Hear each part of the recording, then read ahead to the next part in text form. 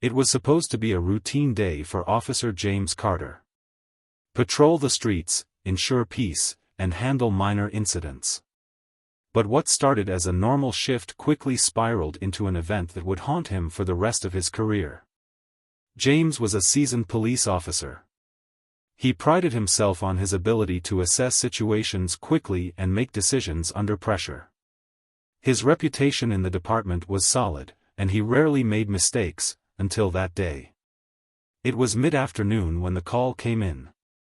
A disturbance at a local coffee shop downtown. The description was vague: a middle-aged woman causing a scene, refusing to pay for her order, and allegedly becoming aggressive with staff. The dispatcher added that the woman seemed out of place, possibly homeless, and suggested that officers proceed with caution. James arrived on the scene within minutes. The coffee shop was bustling with customers, but all eyes were on a woman standing near the counter, arms crossed, looking visibly frustrated. She was dressed modestly, blue blouse, dark slacks, and appeared composed, but there was an air of authority about her that James couldn't quite place. He approached cautiously, scanning the room for any signs of danger. The barista pointed toward the woman. "That's her," the young man whispered. "She's been yelling about her coffee being cold and now she refuses to leave." James nodded and walked up to the woman. "Ma'am, I need to ask you to step outside with me for a moment," he said in a firm but polite tone. The woman glanced at him, her gaze steady and unwavering. "And why would I do that?" she asked, her voice calm but carrying a weight of authority. James took a deep breath. "There's been a complaint. Let's talk outside to avoid causing more of a scene here." She sighed but complied, walking out of the coffee shop with James following closely behind. Once outside, James asked for her identification.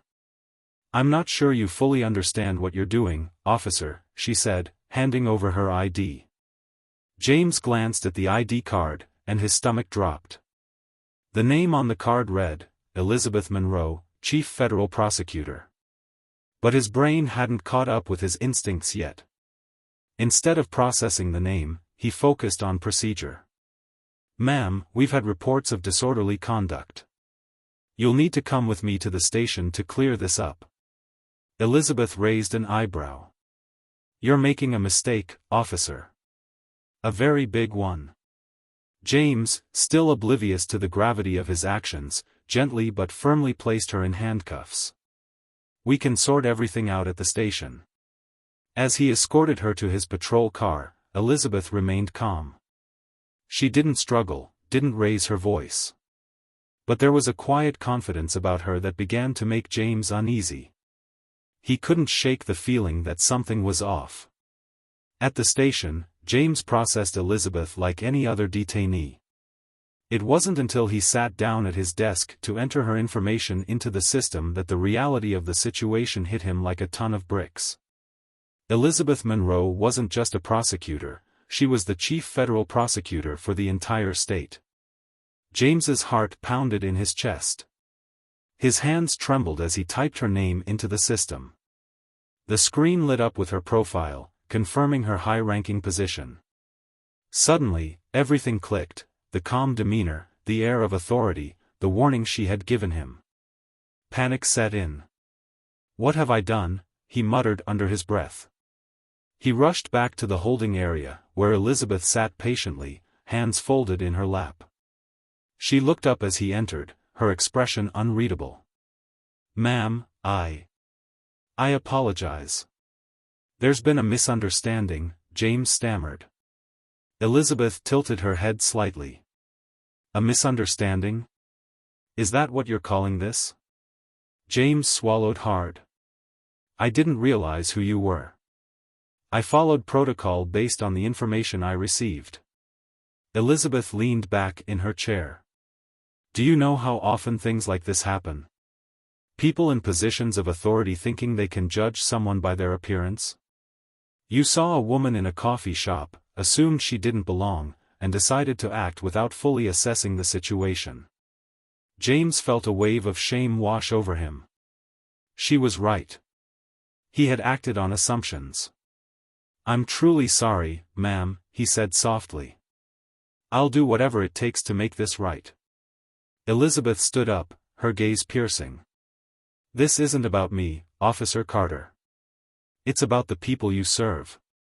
How many others have you judged unfairly? How many times have you made decisions without understanding the full picture?" James was silent. He had no answer. Elizabeth continued. "I could press charges.